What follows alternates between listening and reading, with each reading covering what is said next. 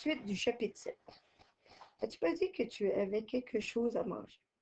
Oui, oui, murmura-t-elle. Retournant à la cuisine, elle avait préparé des sandwichs au thon. C'étaient ses préférés. Il en mangeait habituellement un ou deux sur place et embellait le reste dans une serviette de table. Elle protestait toujours lorsqu'il le glissait dans la poche de son veston. Tes poches ne sont pas une boîte à lunch, s'indignait-elle chaque fois. L'histoire de leur vie passe très vite devant leurs yeux, répéta-t-il en mâchouillant. C'est quand même bizarre. Il ne voulait surtout pas la relancer en prononçant ses. Il se demandait plutôt combien de temps il faut pour revoir une vie. 5 secondes, ça lui paraissait bien court. Florence lui refila une deuxième sandwich en s'assoyant sur le bord d'un fauteuil. Elle s'était remise à parler, mais il ne l'écoutait pas. En fait, il pensait à Brigitte Julie Ing, la dernière trouvaille de Corriveau. La jeune femme qu'il avait vue dans ce lit d'hôpital un peu plus tôt était une magma d'identité. Il se cachait tellement de personnes derrière cette mourante qu'il avait du mal à imaginer laquelle de ses vies avait défilé devant ses yeux avant qu'elle appuie sur la lettre. Pour la première fois, Jérôme pensait que rien n'échapperait pas, que jamais elle ne sortirait de ce cours, que jamais elle ne raconterait comment elle en était venue à tuer froidement 4 hommes. Depuis le début, Elisabeth Gonzalez s'était pourtant montrée rassurante. Le pronostic des médecins que Blanchet avait recueilli après l'opération était également favorable. Mais soudain, Jérôme n'y croyait plus. La mort rôdait déjà dans cette chambre lorsqu'il avait mis les pieds pour la première fois. Il s'était accroché à l'idée d'un interrogatoire en bonne et due forme. Mais à bien y penser, Brigitte n'était pas de celles qui revient. Une fois son inextricable histoire passe en revue, la mort l'attendait. Jérôme savait qu'il devait partir, quitter l'appartement de sa mère avant de perdre le fil. L'essayage s'était bien déroulé, Florence était contente et lui aussi. Il ne repartirait pas bredouille. En plus de lui avoir appris que l'identité de la suspecte avait été révélée sur les ondes, sa mère l'avait renseigné sur le phénomène troublant de la mort imminente. En quoi cela pouvait-il l'aider à résoudre l'énigme de Brigitte? Il l'ignorait. Mais ce temps mort de 5 secondes qui ne s'expliquait pas n'en finissait plus de la tourmenter. Tu sais ce que j'ai découvert? Que la thalidomide est utilisée dans le cocktail de médicaments que l'on prescrit aux gens atteints du sida.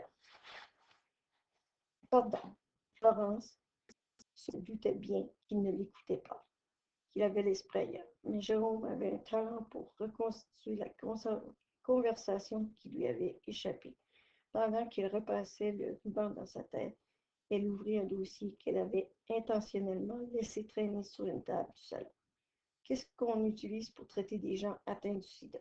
La thalidomide, fit-elle en lui montrant un document qui devait bien compter une centaine de pages.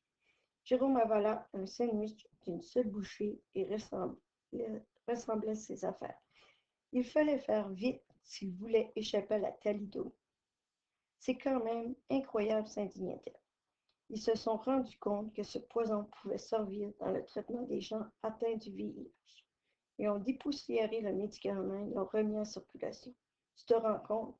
Ils ont rangé la thalidomide sur les tablettes, le temps de laisser mourir des poursuites et les recours collectifs. Et maintenant que tout est oublié, ils repartent en affaires. C'est impardonnable. Ces grandes compagnies pharmaceutiques se moquent de nous. Jérôme ne voulait pas le savoir, mais Florence n'en démordait pas. Quelqu'un est venu nous en parler au comité. Il nous a remis ce dossier. Quel comité? Ça fait 100 fois que je t'en parle, Jérôme. Le comité des victimes de la thalidomide. Il s'était assis sur le bout du fauteuil, son document sur le genou. Elle en tourna les pages jusqu'à ce qu'elle trouve un passage surligné. Tiens ceci. Elle lut à voix haute pour bien lui faire comprendre qu'elle n'avait rien inventé. La thalidomide s'est révélée un outil utile dans le traitement des sidéens, que ce soit pour le traitement des ulcérations afteuses, de la cachexie ou du surcôme de Kaposi. Elle releva la tête triomphante. On veut relancer le recours collectif qui s'est terminé en queue de poisson dans les années 70. L'avocat croit que nous pouvons obtenir une cote-part sur les ventes des médicaments. Tu te rends compte, ça représente des millions. Le recours collectif ne s'est pas terminé en queue de poisson, non. Absolument. Si on compare ce qui s'est passé dans les autres pays, ça a été la catastrophe au Canada. En Allemagne, en Angleterre, dans les 46 pays où la thalidomide a été mise en marché, il y a eu des recours collectifs. Et les compagnies pharmaceutiques qui fabriquaient et distribuaient le médicament ont payé. Ces dédommagements comprenaient des paiements mensuels ou annuels établis selon le degré d'invalidité des personnes. Mais ici, ça s'est déroulé autrement. Les victimes canadiennes ont été forcées de se débrouiller individuellement, famille par famille. Aucun cas n'a bénéficié d'un jugement en cours. Les plaignants se sont contentés de règlements hors cours et ont dû se soumettre au bâillon. Encore aujourd'hui, ils n'ont pas le droit de révéler les sommes qu'ils ont reçues. La réalité, c'est que ces sommes étaient totalement arbitraires et injustes. Les gens atteints d'un même degré d'invalidité ont reçu des sommes variant de plusieurs centaines de milliers de dollars. Si tu n'appelles pas sans se terminer en queue de poisson, toi, alors qu'est-ce que c'est? Maman, on appuie sur pause. Calme-toi. Il n'y aura pas de recours collectif pour les victimes de la thalidomide. C'est du passé tout ça. C'est une histoire à oublier. Tant mieux si le médicament peut aider les séropositifs. Il faut passer à autre chose maintenant. Jérôme l'embrassa sur le front en la remerciant pour le veston, pressé l'enveloppa 2 sandwichs dans une serviette de papier en faisant mine de ne pas voir sa déception. Son disque dur sautait à tous les coups au passage du mot thalidomide. S'il avait engagé la conversation, les choses auraient dégénéré et elle aurait fini par être contrariée. Il glissa les sandwichs dans la poche de son nouveau veston, ce qui la fit sourire. Tu faisais exactement la même chose lorsque tu avais 10 ans. C'était un autre de ses travers. Dans les souvenirs de sa mère, elle avait toujours 10 ans. C'est l'âge qu'il avait lorsqu'il avait vu son père pour la seule et unique fois de sa vie. C'est l'âge qu'il avait lorsque le recours collectif contre les fabricants de la thalidomide avait été abandonné. C'est l'âge qu'il avait lorsqu'il lui avait dit qu'il n'en voulait pas à cet homme qui les avait pourtant largués. Il lui arrivait de croire qu'il n'avait jamais eu plus de 10 ans dans l'esprit de sa mère. Il faut que j'y aille. Bye. Je t'attends mardi prochain. C'est ça, mardi prochain.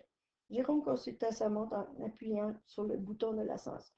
Il serait au centre-ville à midi. C'était un peu juste pour faire un crochet par l'hôpital. Sauf que Brigitte Leclerc l'omnibilait. Il la voyait partout. Elle l'habitait littéralement.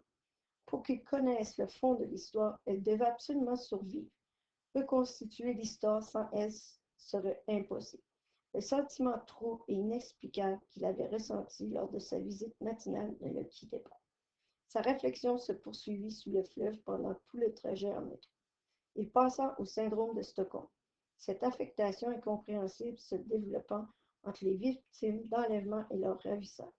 Une enquête pouvait-il avoir une inclination pour une suspecte plongée dans le coma? L'effet que cette femme avait sur lui était aussi puissant qu'incompréhensible.